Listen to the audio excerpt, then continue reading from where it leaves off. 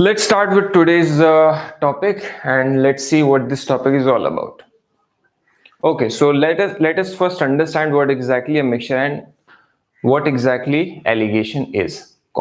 These are the parts which won't take much of time, and after that we'll be moving on to the good stuff. A mixture, as the name suggests, is mixing two or more things together, and allegation enables us to find the ratio in which the ingredients or things have been mixed and at what price they are sold to earn profit or face loss. Of course, as the name suggests, a mixture is basically a resulting substance which is created after mixing of two or more substances together. And allegation is a technique which enables us to calculate the ratio in which the different ingredients or different constituents of a mixture are mixed together. Okay, to solve mixture and allegation questions, one must know that allegation is used to find the mean value of a mixture when the ratio and amount of the ingredients mixed are different, and also to find the proportion in which the elements are mixed. It may sound a bit complex, but once the candidate solves questions based on the same, the concept becomes clear. So at this point, I think there are a few terms that all of us need to, get acquainted with. And basically, the terms which we are talking about are, first of all, everybody understand what a price is. Price is the cost. Price is the value in money of a particular object or an article or whatever the thing we are talking about. So at this point, we need to understand three things. The first is, first of all, now we understand what exactly price of a commodity is. After that, we need to understand what a dearer price is, what the mean price is, and what the cheaper price is. Of course, dearer price is called as dearer price of an article because it is higher in the value. सबसे ज्यादा महंगा है वो. जो price सबसे ज्यादा होता है वो डियरर होता है, जो कम होगा वो चीपर होगा, and the price which comes in between the dearer and the cheaper price, that is mean price. So होता यहाँ पे ये है, जब एलिगेशन के सवाल आपसे पूछे जाते हैं तो जनरली क्या होता है, लेट्स जस्ट से एक प्रॉफिट लॉस का कोई सिनेरियो है, ठीक है, एक कमोडिटी है जिसके दो तीन टाइप्स को आपस में मिक्स किया जा रहा है. तो जनरली क्या होगा, जनरली होगा ये कि जो डिफरेंट टाइप्स हैं उस पर्टिकुलर कमोडिटी के, जिनको आपस में मिक्स किया जा रहा है. ऑफ कोर्स जब टाइप्स उनके डिफरेंट है, उनकी वैरायटी डिफरेंट है, then in all probability the prices of all those varieties will be different as well. ठीक है, अब इन सारी वैरायटीज में से एक मीन वैल्यू निकालना होता है. अब अगर मान लो कोई एक आर्टिकल है जो कि 20 रुपए में भी अवेलेबल है, 30 में भी है, तो उसका मीन वैल्यू कुछ हो जाएगा 24-25 के around. So that is what the alligation method enables us to do. सुनने में ऑफ कोर्स थोड़ा सा मुश्किल लग सकता है, लेकिन once you are practicing the questions and once you are well acquainted with the type of question that might come in your exam, then each and everything will be very lucid and very comprehensible.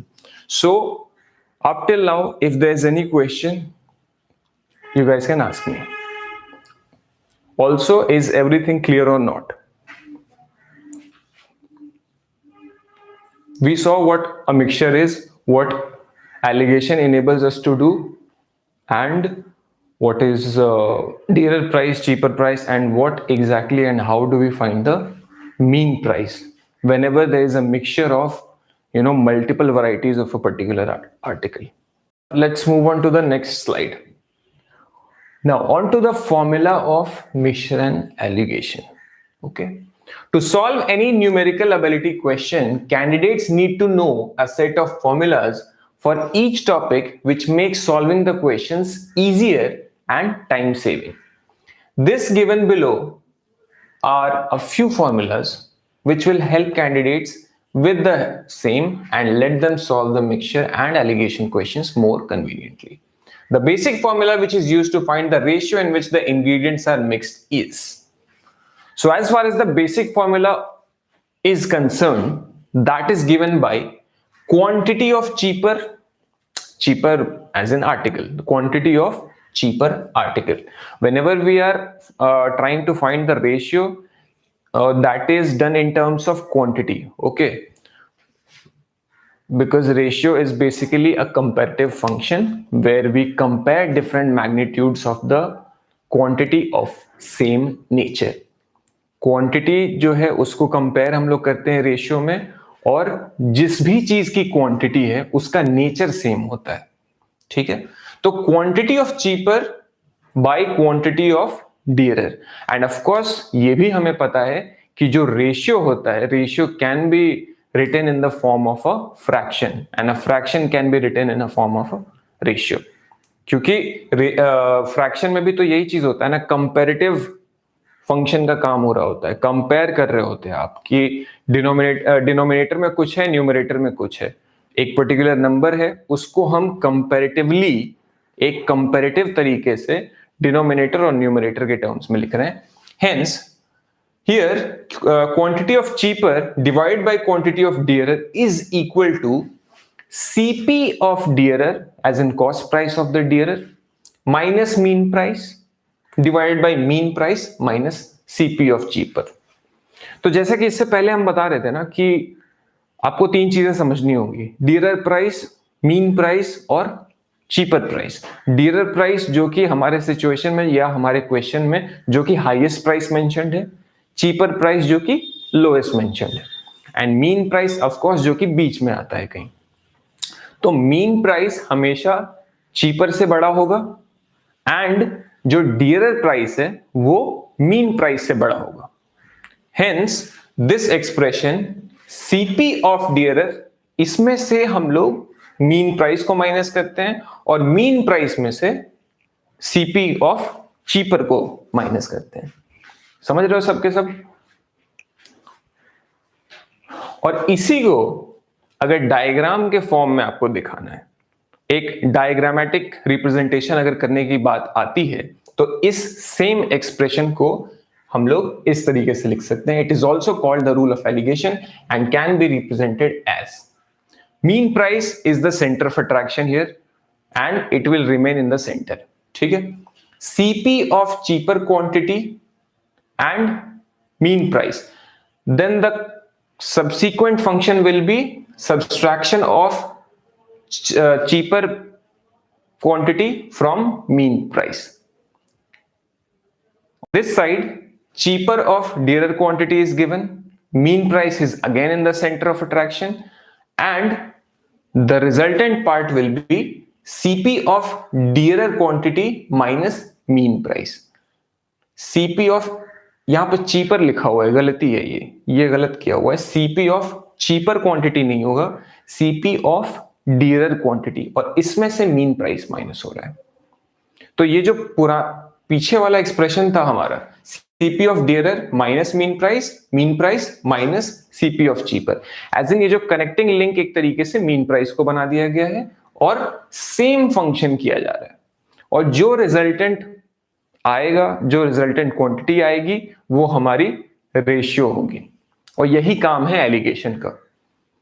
Mixture में जो constituents हैं, जो ingredients हैं, उनका ratio क्या है, वो किस रेशियो में मिक्स किए गए हैं, इसको बताने का काम एलिगेशन का है।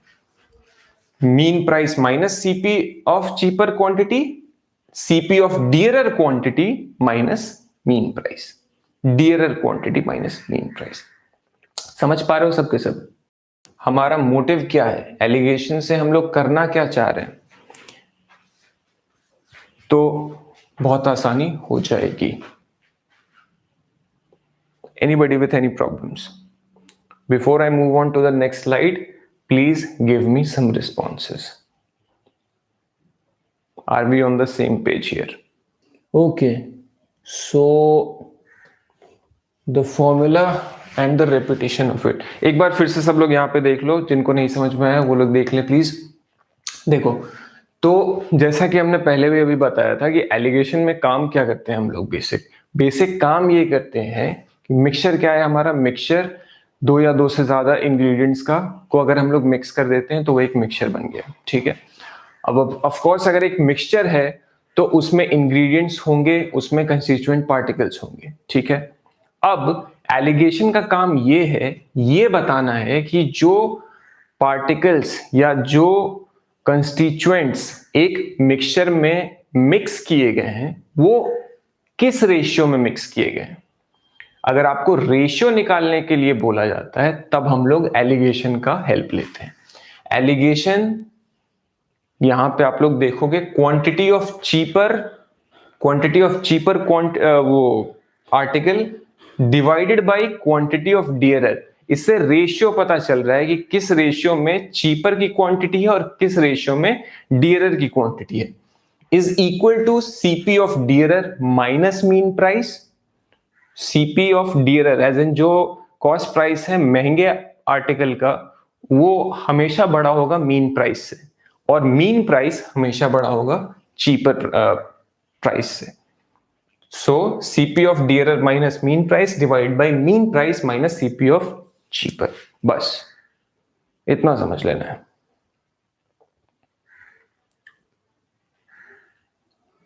उसके बाद अगर उसको डायग्रामेटिकली दिखाने की कोशिश करें तो सीपी ऑफ चीपर क्वांटिटी हमें पता है, सीपी ऑफ डियरर क्वांटिटी पता है, हमें यह भी पता है कि सेंटर में हमेशा मीन प्राइस रहता है, एक अपर लिमिट होगा एक लोअर लिमिट होगा और बीच में जो प्राइस निकल के आएगा वो मीन प्राइस होता है।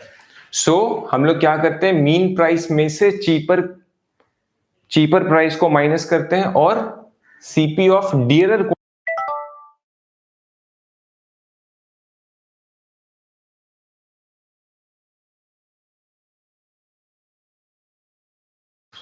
all right, so very quickly let's go through the tips and tricks related to this topic. Time management plays a very important role in the exams, and candidates cannot afford to lose much time while solving any of the given questions. Thus, a few simple tips and tips will also prove to be helpful for the candidate to solve the mixture allegation questions easily. The first is the rule of allegation can also be used to solve questions based on partnership, time, and work and wages. वही बात है कि technique एक है, application हर जगह हो सकता है, बहुत सारी जगह पे हो सकता है। Read a question and try placing the values in the allegation rule mentioned above to solve the question. Of course, question पढ़ना पड़ेगा अच्छे से, रश में रहने की कोई जरूरत नहीं है, और जो न्यूमेरिकल वैल्यूज होंगी या जो इंफॉर्मेशन वहां पे अवेलेबल होगा उसको अच्छे से मेंशन करके बनाओगे, तुरंत बनेगा। Questions from this topic may sound a bit tricky but are easy to solve if once a candidate get familiar with the concept and the important formula used. सुनने में, देखने में ट्रिकी लगता है, मुश्किल लगता है, एक बार आप बनाने की आदत डाल लोगे सारा बनेगा। You cannot just find the ratio between the quantity of two elements but also the rate at which the article can be sold using the allegation rule. तो ऐसा नहीं है, ये भी बात यहाँ पे आपको समझनी पड़ेगी कि सिर्फ ऐसा नहीं है कि आपको सिर्फ और सिर्फ रेशियो निकालने में हेल्प होगा एलिगेशन से, रेट भी आप निकाल सकते हो डिफरेंट आर्टिकल्स का। रेट्स एज इन वो किस प्राइस पे उनको बेचा जा रहा है वो भी निकाला जा सकता है एलिगेशन रूल से। Any tip will only be useful if a candidate spends quality time practicing the mixture and allegation questions and apply the rule of allegation to find the answers for the same. 100 बात की एक बात वो ये, practice अगर नहीं करोगे कोई कुछ भी बता दे कैसे बना पाओगे, फिर प्रैक्टिस करना सबसे ज्यादा इंपॉर्टेंट है। ओके, एक क्वेश्चन यहां पे हम लोग देखते हैं। अ grocer wishes to sell a mixture of two varieties of pulses worth rupees 16 per kg. In what ratio must he mix the pulses to reach this selling price when cost of one variety of pulse is 14 and the other is 24 rupees per kg? एक का price 14 है एक type का और दूसरे type का 24 है, ठीक है। तो यहां पे हमें बस रेशियो निकालना था, स्ट्रेट फॉरवर्ड, हमें रूल पता है, हमें फॉर्मूला पता है, तो हम लोग क्या करेंगे, quantity of dearer divide by quantity of cheaper में क्या था, जो डियरर क्वांटिटी थी उसमें से मीन प्राइस को हमने माइनस कर लिया और मीन प्राइस में से चीपर को माइनस कर लिया। 24 माइनस 16, 16 माइनस 14, 8/2 आएगा, as in 8:2, which will come out as 4:1. Very easy.